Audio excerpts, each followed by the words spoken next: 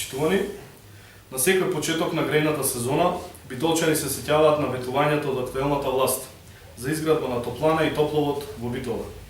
Но за жал, 8 години поред, битолчани никако да ги загрее топловодот.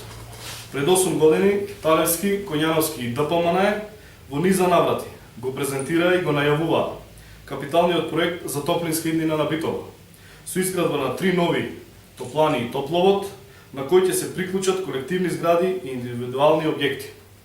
Денес, после 8 години, заклучокот е повеќе од јасен.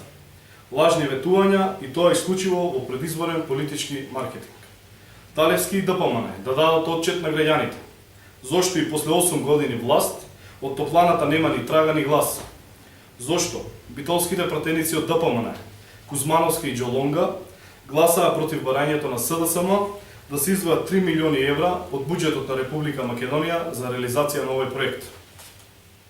Кој ќе ја понесе одговорноста за потрошените финансиски средства, за кои, доколку постоеше вистински и реален концепт, треба да им донесат подобро утре на граѓаните на Битола?